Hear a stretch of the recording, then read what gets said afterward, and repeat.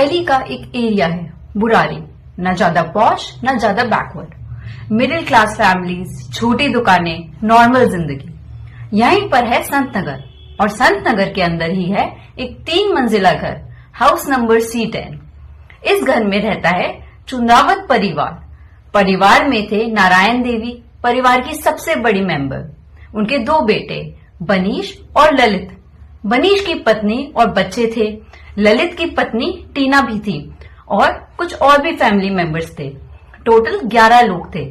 और हाँ, ये परिवार फाइनेंशियली स्टेबल था, उनकी ग्रोसरी शॉप भी थी, कोई बड़ा लोन भी नहीं था और कोई मेजर डिस्प्यूट भी नहीं था।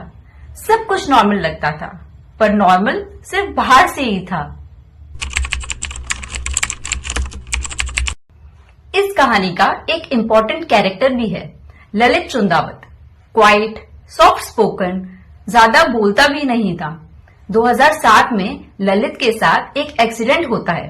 एक्सीडेंट के बाद कुछ टाइम के लिए उसकी आवाज चली जाती है।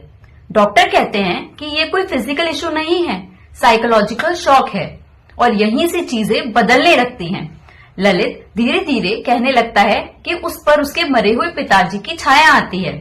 शुरू में परिवार इग्नोर कर देता है, फिर धीरे धीरे वो सब सुनने लगते हैं, क्योंकि जब ललित बोलता था चीजों में सुधार होता था, बिजनेस बेटर चलने लगते थे, प्रॉब्लम सॉल्व होती हुई दिखती थी। और वहीं से शुरू होती है ब्लाइंड बिलीव, मतलब अंधा विश्वास। बुरारी केस का सबसे डिस्टर्बिंग पार्ट कोई बॉडी नहीं थी, ना ही वो लटकी हुई तस्वीरें थी, बल्कि सबसे डिस्टर्बिंग चीज थी 11 डायरीज। हर डायरी में लिखा था कौन क्या करेगा, कब क्या बोलना है, कैसे खाना खाना है, कैसे पूजा करनी है, कैसे सोना है, और फिर कैसे अंतिम क्रिया जैसा एक रिचुअल फॉलो करना है। ये सुसाइड नोट नहीं था, ये इंस्ट्रक्शन मैनुअल था। और सबसे शॉकिंग बात, कहीं भी मरना है जैसी बात कहीं नहीं लिखी थी। 30 जून की रात सब लोग घर में ही थे। खाना बनता है, टीवी चलता है, किसी नेबर को कोई लड़ाई की आवाज भी नहीं आती, ना ही कोई टेंशन था। रात के अराउंड 1 बजे के बाद घर के सभी मेंबर्स एक साथ ग्राउंड फ्लोर के हॉल में आते हैं, और फिर वो करते हैं जो डायरीज में लिखा था। आंखों पर पट्टी, मुंह पर कपड़ा, हाथ बंधे हुए, और एक दूसरे के बिल्कुल पास। और फिर सबसे शॉकिंग चीज हुई, 10 लोग लटके हुए मिलते हैं, पर पैर जमीन को छू रहे थे। ये सेल्फ हैंगिंग जैसा नहीं लगता, ये कोई रिचुअल पोस्चर लगता है। 11वीं मेंबर नारायण देवी दूसरे कमरे में पड़ी हुई मिलती हैं। जब पुलिस आती है तो पहला थॉट होता है कि ये मास मर्डर है, पर कोई जबरदस्ती नहीं, कोई आउटसाइडर की एंट्री नहीं, कोई स्ट्रगल नहीं। पोस्टमार्टम कहता है डेथ लटकने से हुई है, और कोई रेजिस्टेंस मार्क भी नहीं था। मतलब ये जबरदस्ती नहीं थी। पुलिस के सामने एक ही जवाब बचता है कि ये मास सुसाइड है ड्यू टू शेयर्ड डिल्यूजन।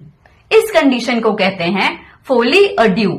ये एडवांस केस में फोली अ फेमी भी कहा जाता है, मतलब एक डोमिनेंट माइंड और बाकी सब उस पर भरोसा कर लेते हैं।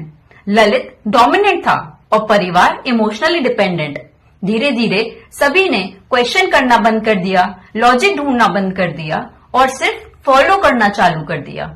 और जब बिलीफ एक्सट्रीम हो जाता है तो सर्वाइवल इंस्टिंक्ट भी चुप हो जाता है। क्या उन्हें पता था कि वो मर जाएंगे?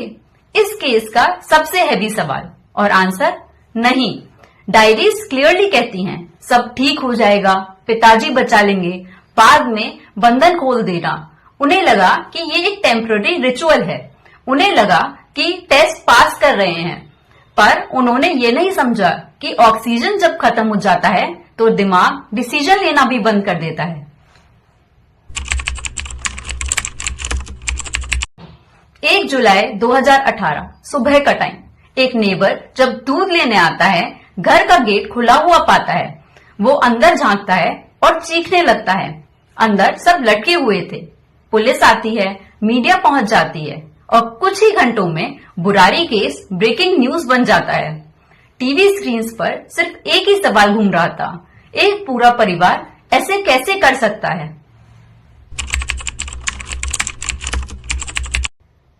अब यहीं से शुरू होती है एक और ट्रेजेडी, आधे सच और टीआरपी की।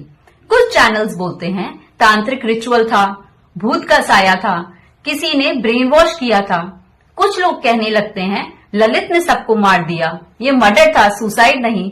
पर प्रॉब्लम ये थी कि लोग फैक्ट्स नहीं, ड्रामा कंज्यूम कर रहे थे। डायरीज को कॉन्टेक्स्ट के बिना दिखाया गया, मेंटल हेल्थ को सुपरस्टिशन बना दिया गया, और जो चीज सबसे कम बोली गई वो थी शेयर्ड साइकोसिस। उस पर कोई बात ही नहीं कर रहा था।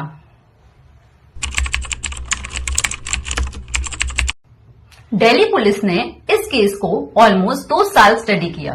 Forensic experts, psychologist, hand writing analyst, behavioural analyst, सब ने एक ही बात पर अग्री किया, कोई थर्ड पर्सन इन्वॉल्व नहीं था, कोई मर्डर कॉन्स्पिरेसी नहीं थी। डायरीज ललित ने लिखी थी, पर इंस्ट्रक्शन फैमिली की कंसेंट के साथ फॉलो हुए थे। और इम्पोर्टेंट पॉइंट ये था कि ललित क्रिमिनल मास्टरमाइंड नहीं था, वो डिल्यूजनल बिलीफ सिस्टम में था, और फैमिली वो इमोशनली डिपेंडेंट थी। सबसे ज्यादा पूछे जाने वाला सवाल, एक भी इंसान ने रेजिस्ट क्यों नहीं किया? आंसर अनकंफर्टेबल है पर सच है, क्योंकि आंखें बंद थी, मुंह बंद था, और सबसे इंपॉर्टेंट चीज, दिमाग ऑलरेडी कन्विंस्ड था। ह्यूमन ब्रेन जब बिलीव कर लेता है कि इसके बाद सब ठीक हो जाएगा, तो वो रिएक्ट करना बंद कर देता है, वो डेंजर को इग्नोर कर देता है। ये सेम चीज कल्ट्स में होती है, यही सेम चीज एक्सट्रीम बिलीफ सिस्टम में भी होती है। बस फर्क इतना है कि बुरारी कांड एक घर के अंदर हुआ। कोर्ट ने ऑफिशियली कंक्लूड किया, this was a case of mass suicide caused by shared delusion. No criminal offence was made out. कोई केस किसी के अगेंस्ट कंटिन्यू ही नहीं किया गया, क्योंकि क्रिमिनल इंटेंट ही नहीं था। ये बात सुनने में अजीब लगती है, पर ये केस कोर्ट्स के लिए भी यूनिक था। ये कहानी किसी को डराने के लिए नहीं है। ये परिवार एजुकेटेड था, बिजनेस ओनिंग था, सोसाइटी में रिस्पेक्टेड था, पर जब एक ही इंसान डिसीजन मेकर बन जाता है और बाकी लोग क्वेश्चन करना छोड़ देते हैं, तो लॉजिक धीरे धीरे साइलेंट हो जाता है। ये कहानी एक वार्निंग है। अगर कोई बोले बस मेरी बात मान लो, या अगर कोई बोले क्वेश्चन मत करो, अगर लॉजिक को बिलीफ से रिप्लेस किया जा रहा हो, तो रुक जाओ। मेंटल हेल्थ का मतलब सिर्फ डिप्रेशन नहीं होता है, कभी कभी ब्लाइंड फेथ भी इलनेस बन जाता है। अगर आपको लगता है कि बुरारी सिर्फ एक हॉरर स्टोरी नहीं, बल्कि एक साइकोलॉजिकल वेकअप कॉल है, तो इस वीडियो को लाइक करो, शेयर करो, स्पेशली उन लोगों के साथ जो बिना सोचे फॉलो करते हैं, और कमेंट में बताओ क्या आपको लगता है बिलीफ की भी एक लिमिट होनी चाहिए। मैं मिलती हूँ आपसे अगली वीडियो के साथ। तब तक याद रखिए, सवाल पूछना गलत नहीं होता, अंधा विश्वास करना गलत होता है।